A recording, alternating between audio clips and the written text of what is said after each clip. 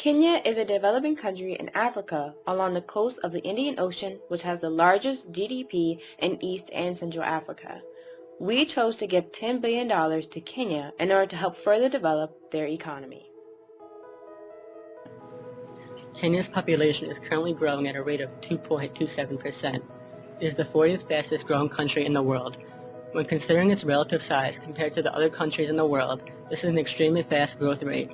Unlike many African countries, however, Kenya's ratio of males to females is fairly equal at a ratio of 1.02.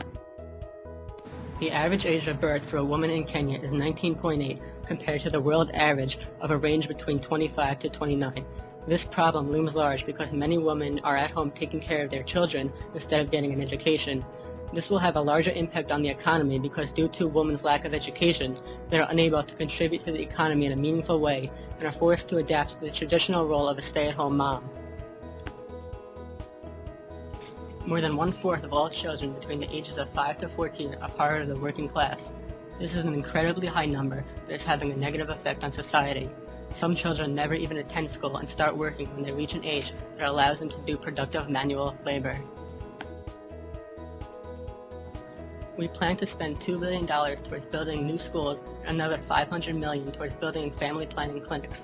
Additionally, we will outlaw child labor and make it mandatory for every child between the ages of 5 to 18 to be enrolled in school. This money will allow us to build enough schools for Kenya's growing youth and ensure schools are not overcrowded. By implementing family planning services in schools, students will learn sex education. By providing additional clinics outside of schools, people will have a place to go in order to learn how to stay healthy during pregnancy and also learn about contraceptives to prevent it from happening. Women have the potential to be a source of economic growth if given the same opportunities as men. The most encumbering factor in their absence of economic empowerment is their lack of education. Therefore, in addition to the $2 billion given to fund educational development, we feel it is necessary to put forth another $500 million towards secondary schooling for women. The other $500 million will go towards campaign management. To make sure women get the education they need, funding will go to women's activist groups to educate families around the country that it is vital to send all children to school, not just their sons. In addition to campaigning education through women's activist groups, we will use charity organizations to continue the growth of education throughout the country. By campaigning the importance of women's education and education in general, agricultural productivity and maintenance will increase and therefore contribute to the development of Kenya's economy. Hi guys, what's up? I'm Joe Jonas and I am challenging you to make a difference. Every child deserves the opportunity to learn, and I'm raising money to build 2 schools in Kenya, but I need your help.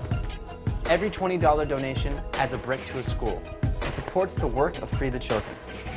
Visit freethechildren.com/schools to donate. For every $100 donated, I'll send you an ABC Rafiki chain to remind you what you're doing for good.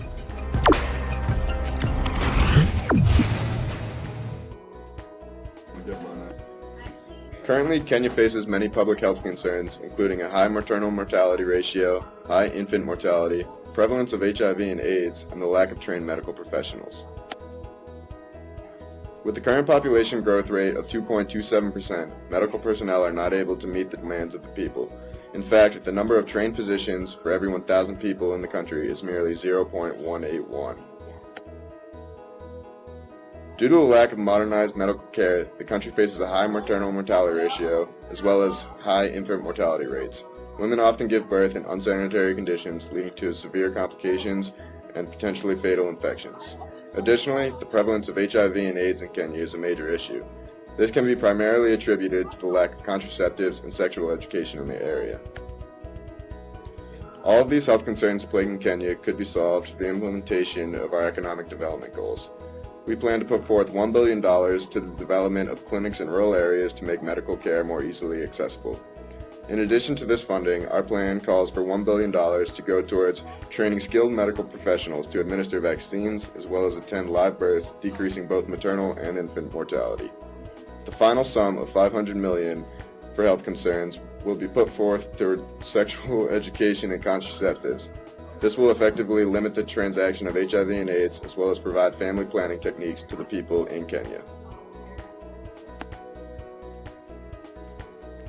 Agriculture accounts for 75% of Kenya's economic revenue.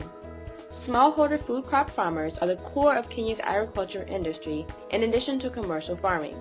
The primary economic development factor that hampers Kenya's economic growth is ineffective small-scale agricultural productivity. Limited access to water, sanitation, proper farm training, tools, and natural resources hampers small-scale agricultural development.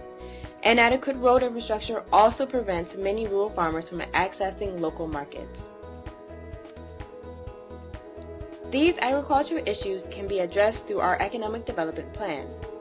Of the $10 billion allocated for the economic development of Kenya, $4 billion is dedicated to improving Kenya's agricultural production. $2 billion will go towards the development of irrigation infrastructure on smallholder and commercial farms, the development and shipment of farming equipment, farmer training for men and women, and road development for better access to markets. Of the $2 billion, $30 million will be invested in the New Rural Kenya Agricultural Improvement Program. To improve water and sanitation conditions, $1.875 billion will be invested to develop wells throughout rural Kenya for agricultural and domestic use. Of that money, $30 million will be invested in the water project and its partners throughout western and eastern Kenya to improve access to water and water sanitation. Next, $50 million will be invested in the Economic Stimulus Program to aid in Kenya's economic, educational, health, agricultural, infrastrucral, and social development. Lastly, with the discovery of oil deposits in Kenya in 2012, $75 million will be invested to conduct research to find if this oil can be used for commercial purposes.